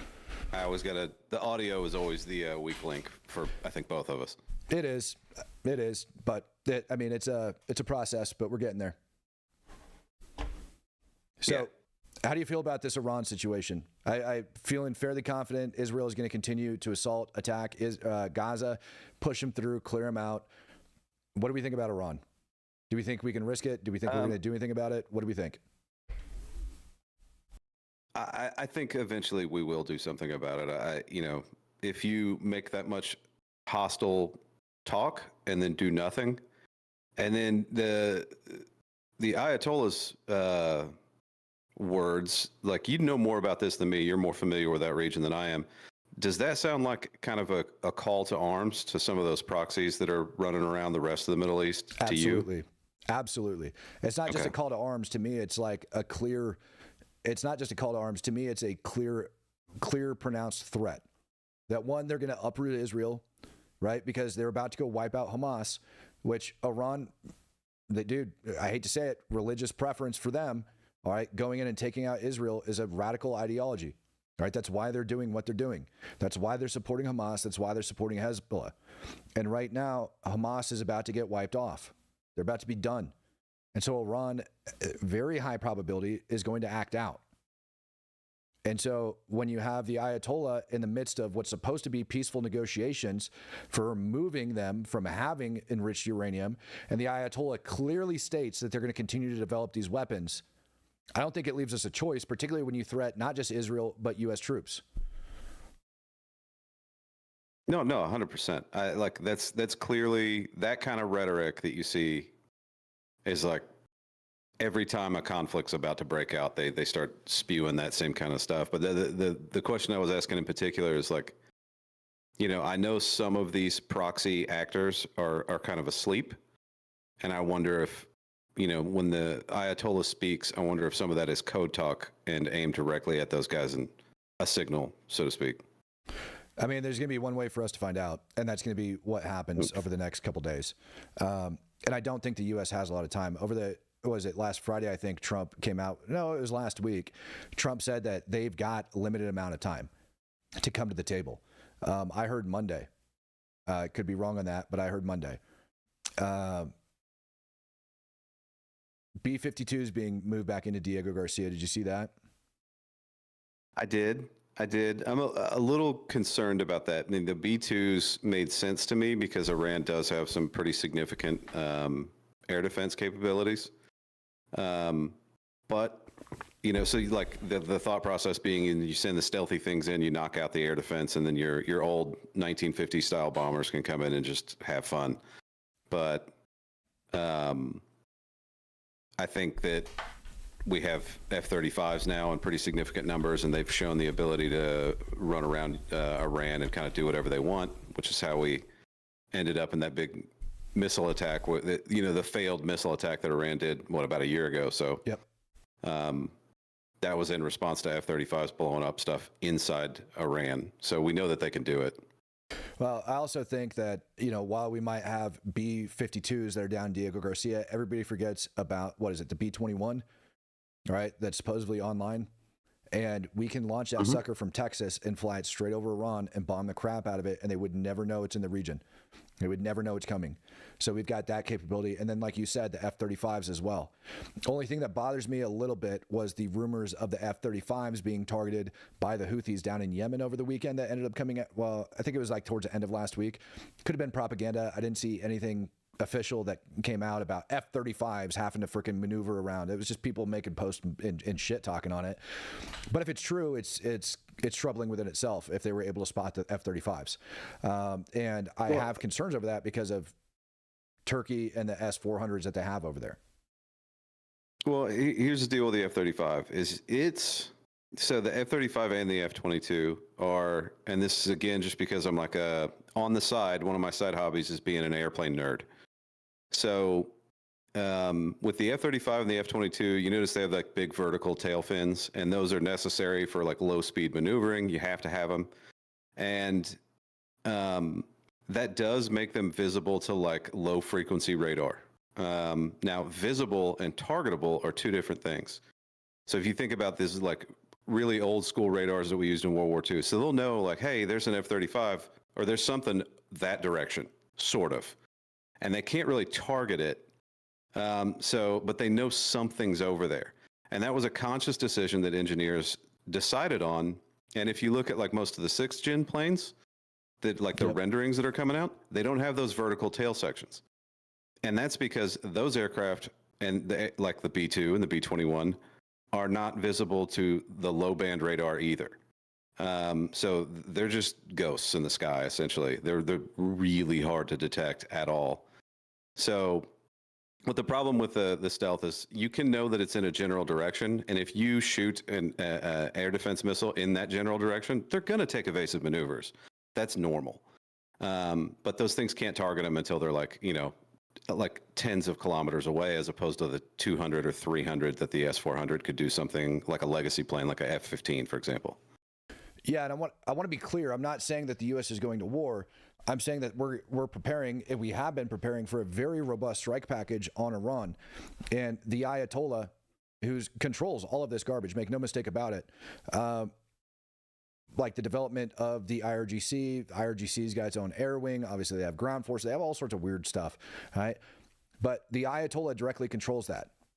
And the statements that the Ayatollah is making is that he is going to be targeting U.S. troops or the United States, and that he is going to uproot Israel. They are refusing to back down on the negotiations, saying that they're going to continue to enrich uranium.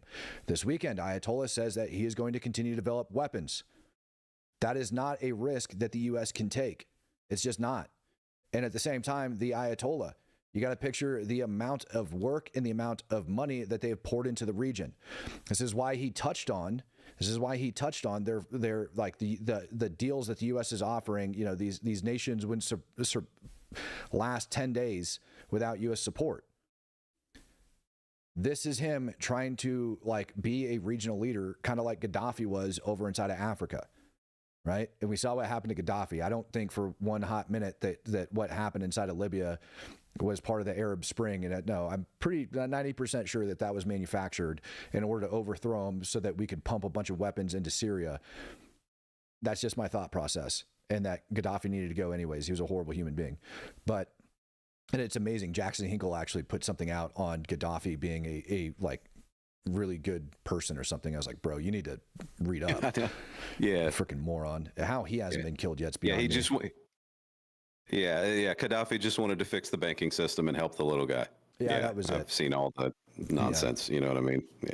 No, Gaddafi was a murderous like pile of garbage, and he had to go. And you saw that reaction of his own people when they shot him in the face, right? Like, if I remember right, they drug him straight up out of the freaking tunnel and blasted him, right? Well, they stabbed him like, I mean, they didn't. It was not gentle. They did not kill him softly, right? So there was. I'm not going to talk about the specifics of it, but I remember when it came out and I saw some videos. I was like, they were not happy with that dude at all. Yeah. Yeah, I know. I know that this administration is very methodical when it comes to what they're doing, that they don't want to use might. I think the Houthis was a very clear situation on why we need to do it. Number one, them just being a foreign terror organization. But I think the reason that we're kind of being a little bit hesitant towards Iran is that it is possible that they have nuclear weapons. Right? I think if we didn't think they had that capability, we'd have struck them already. That's my take on it. I think it's very possible that they already have a nuclear weapon, and we're worried about them employing it. If they end up blasting that off somewhere in the region, that guarantees a war. And the Ayatollah is certainly acting like he's got the ability to do it. And he's certainly standing there saying, look, I'm going to continue to develop. I think the Trump administration is trying to do their very best not to strike them. And just because we strike them doesn't mean we're going to war. It just means we're trying to get rid of that capability. And at the same time, we're still dealing with the Ukraine crap going on. Iran's a huge supplier for Russia. I think that all of this stuff coming to a head, Israel's now in Gaza. It's that time. I think it's going down sometime soon. I couldn't tell you when, but I think it's going down. Yeah, I mean, I've seen people say either way. You know, they're like, "Oh, you don't know how good of a negotiator, you know, Donald Trump is," and I'm like, I mean, you can only like the people that say that are thinking about him dealing with somebody who's financially motivated, and the Ayatollah is not financially motivated. No. He's motivated by an ideology, and he's a religious extremist. You can't reason with that kind of logically, so it doesn't really matter how good of a negotiator you are. I would like to hope for a peaceful off-ramp. I just am kind of a realist when I know that there's no, I just don't see them legitimately coming to the table, right? And what they're doing is kind of deflecting and saying, you know, a lot of times when you accuse somebody of something, you're accusing them of what you're doing. So when the Ayatollah says, well, the president's lying about his desire for peace, it's actually him, right? He's just deflecting and blaming him for doing, you know, the thing that the Ayatollah is doing himself. So I just see an inevitable, you know, confrontation. And to me, the longer you wait, the harder it becomes, especially with this nuclear, you know, kind of potential. So it's like, dude, just, you know, at some point you got to make a decision and say, you know, there's a point where the nuclear genie gets out of the bottle, and they may have a warhead or two warheads, right? I've also heard people say that they have all the components and they can put them together, but there's kind of a split faction within Iran that some people are like, hey, do we really want to go this route? Because we're going to draw the ire of the entire world. So there's kind of some internal conflict in Iran, which I know that there is some internal conflicts between the IRGC and basically the rest of the population. So, but once they do that and they put those components together and they detonate one publicly, that genie's out of the bottle and you really can't put it back in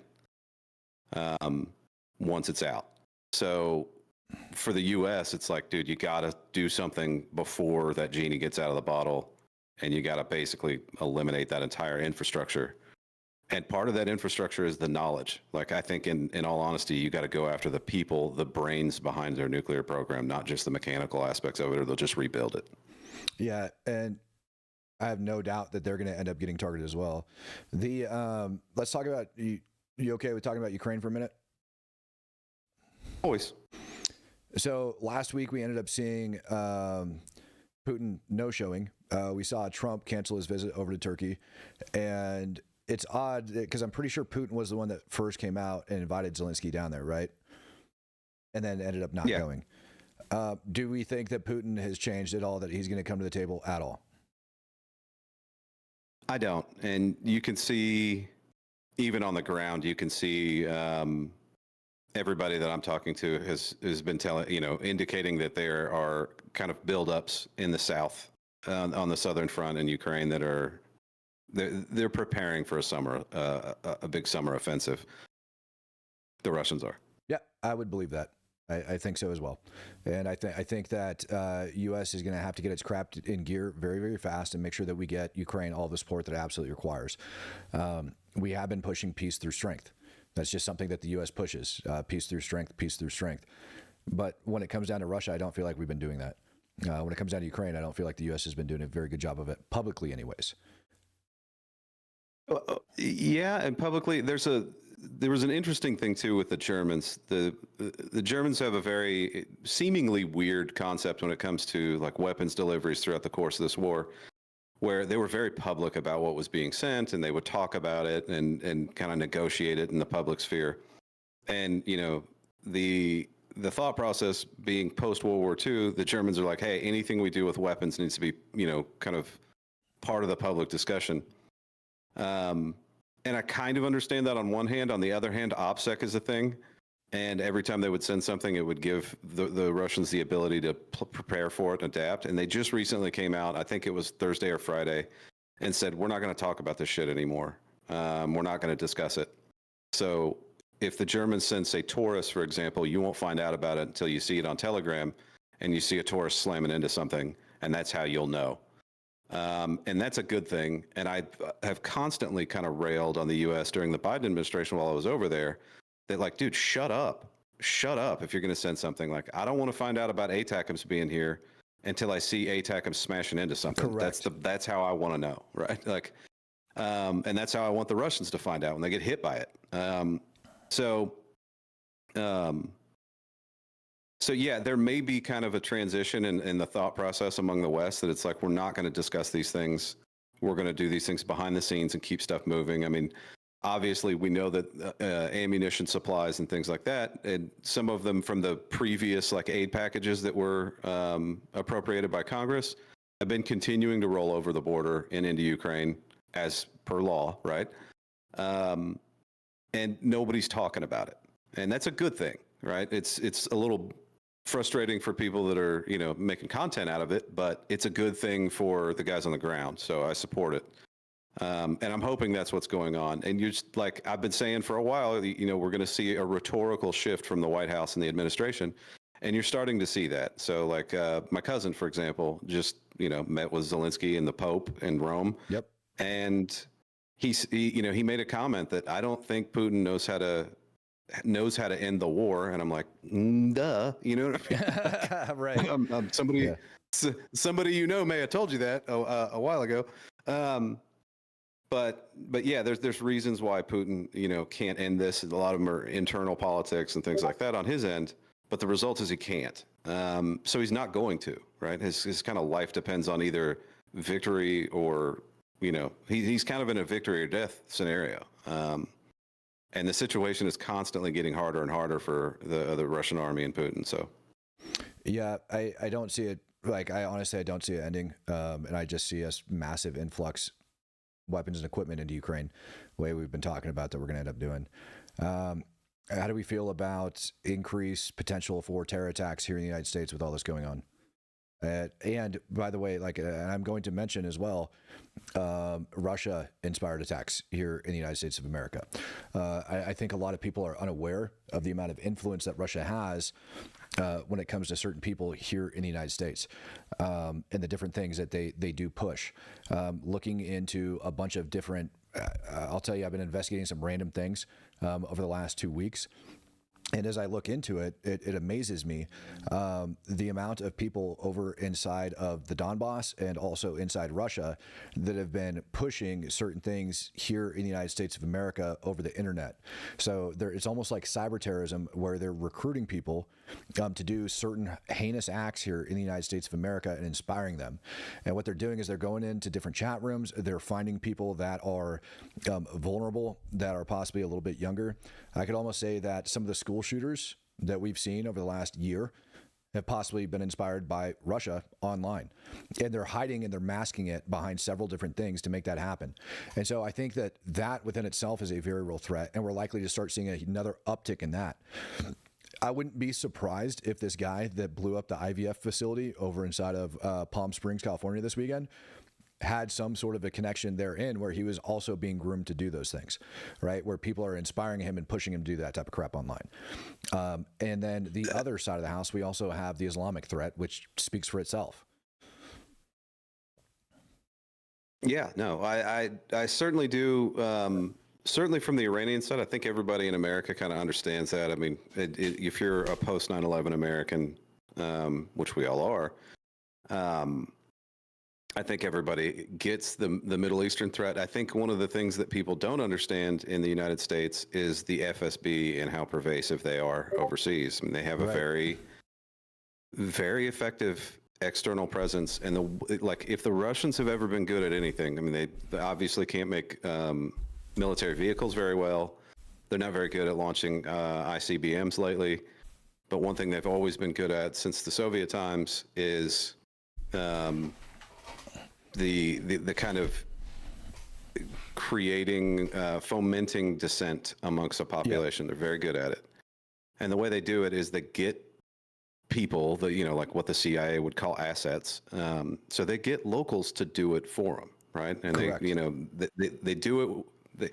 And in America, we're particularly vulnerable because we have big diasporas from all of these countries. So you could have an FSB guy, he can admit he's from Russia. Right. He can be like, oh, yeah, I'm from over there. Let me tell you the truth about what it's like. And the guy's actually an FSB agent. And then he gets other Americans, like, sometimes famous people. Like you take the Tim Pool, for example. He may not have even known that he was spewing Kremlin propaganda. He may not have been aware of it. So when he says, they never told me what to say.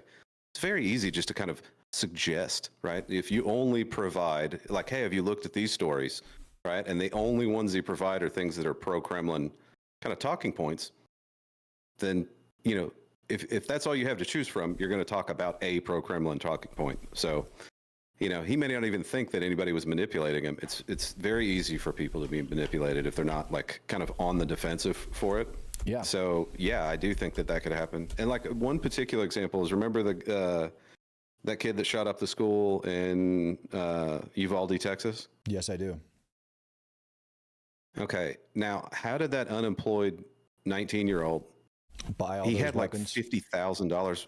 How did he get like $50,000 worth of ammo, right? And people, immediately think CIA groomer, and the CIA is not the only intel agency on the planet. No, and I think our government's well aware of this stuff, and that they're doing their best to, number one, I think if the FBI was aware. So for those that don't know, the FBI, the Bureau, is responsible for terror attacks and stuff like that, preventing them here on America's home soil.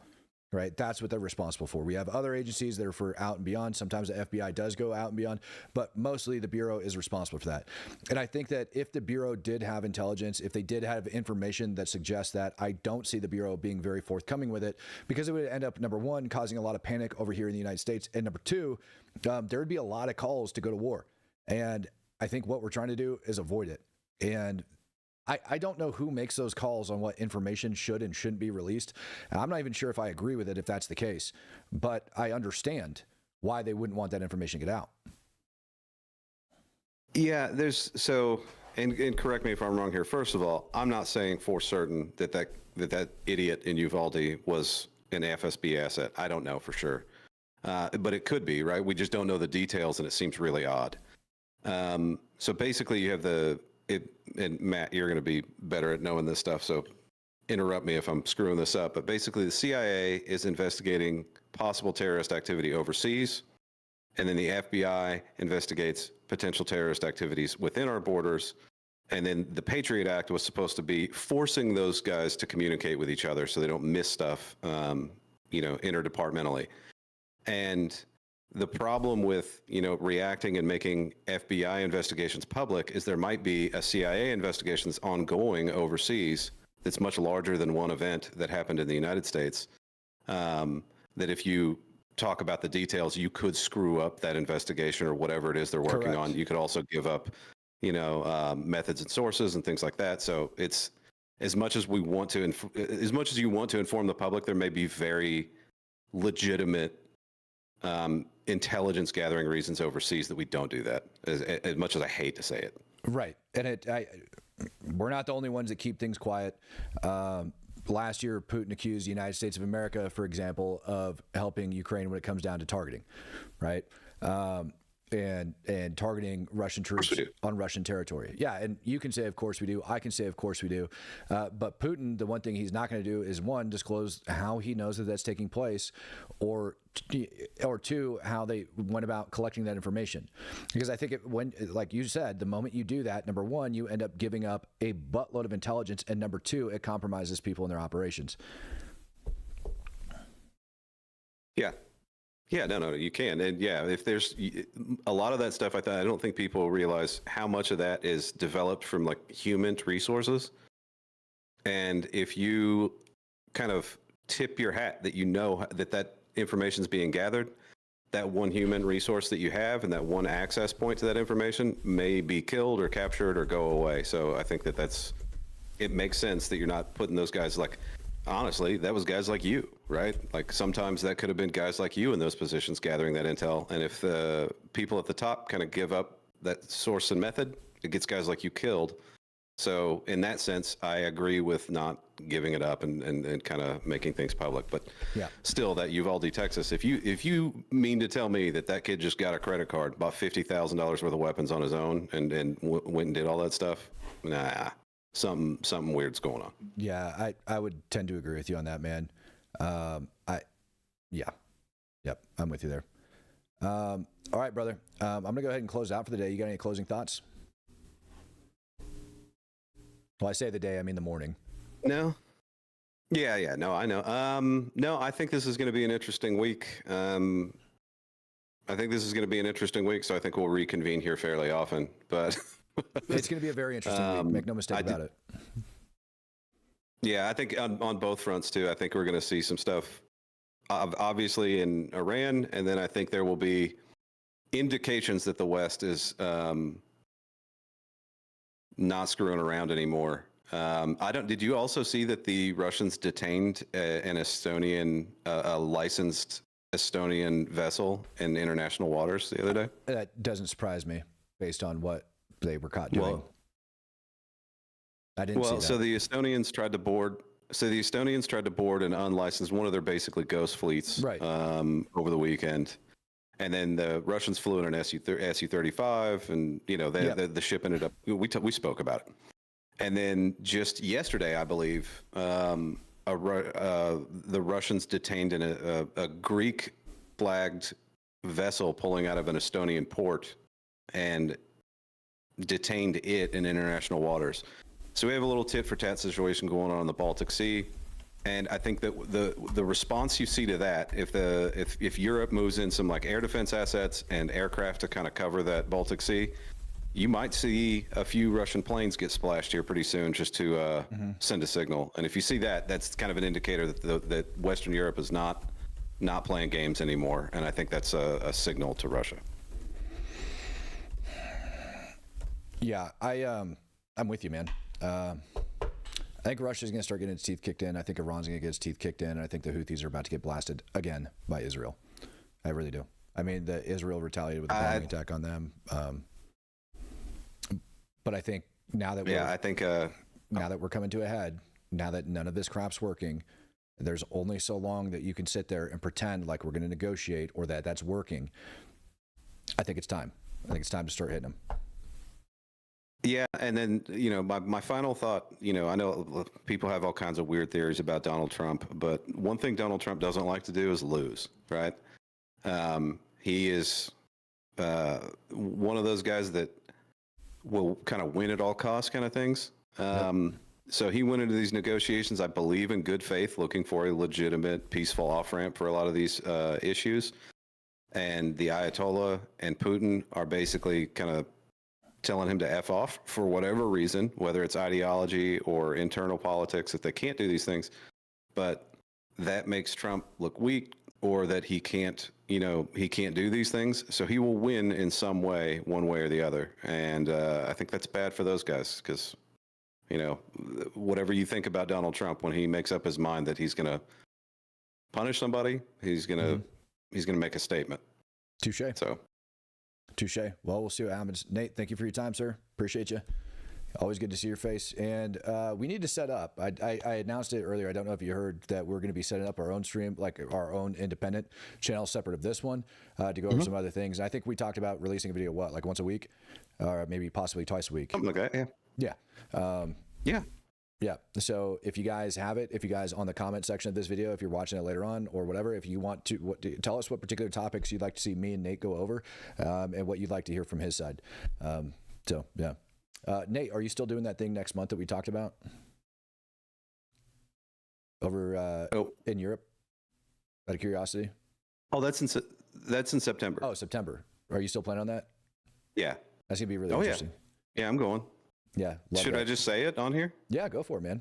Okay, so I got invited to be a distinguished speaker at the Warsaw Security Forum in Warsaw on September 29th and 30th. June timeframe is when they're going to get with me and kind of discuss what they want me to focus on, and what kind of what the subject matter they want me to focus on, which is obviously going to be Ukraine related, but also the fact that the peace dividend in Europe kind of caused them to sacrifice their security infrastructure in the name of political expediency for the last 30 or so years. And now that they're facing a threat, they need to get their act together and start rebuilding their security infrastructure. So, yeah, that's a big deal. That's what I'm doing, I guess. And yeah, I know it's like I'll basic. I will pump you up. That is a huge deal for you to be speaking there. That's I'll be speaking with heads of state. So I'll be there with the Polish president, and it's yeah. I'm slightly nervous because I do have a porous brain mouth filter, and sometimes drop some F-bombs when I'm not supposed to. So yeah, I mean, off camera, things like that. I would assume you're okay. Obviously, like you do here on the stream, you take care of yourself just fine, and you speak eloquently. I'm not worried about you there. So I look forward to it, man. It's really cool. 2 days is a long time to keep my act together. I can do it. Yeah, I can do it. I can do it for a 20-minute stream. And if you need a plus one, like I said, man, I'm always here for you. If you need a plus one, I'm always here for you. Yeah. If you need me to rub your shoulders and prep you before you go up there, I'll be there. Well, I did ask about that, and so unfortunately, because of the security involved, because there's so many heads of state there, it's like you can't bring anybody. Yeah. Right. Yeah, I'm aware. Only the invitees. I had a really good feeling. Yeah. They were like, I was like, can I bring somebody? Yeah, I was like, can I bring somebody? And they were like, just very coldly, no. And I was like, exactly. all right. Yeah. Okay, understood. Yeah. Yeah. No worries, man. I love it. I look forward to hearing from you. I look forward to hearing about it. I look forward to talking to you. Everything else as it's going on. And we'll be watching you while you're out there, man. But okay. Yeah. Well, congrats, man. I'm actually happy that we get to announce that over here. Yeah. It'll be. It's. I hope I don't embarrass myself. That's all I'm going to say. You won't. You're very intelligent. I think you'll be fine. All right, man. Well, I'll talk to you here in a little bit. Thanks again, man. It's always a pleasure. All right. Take care. Yep. Bye. See you. Well, ladies and gentlemen, thank you for joining me for another episode of Speak the Truth. I will make dang sure to get a lot of these other things.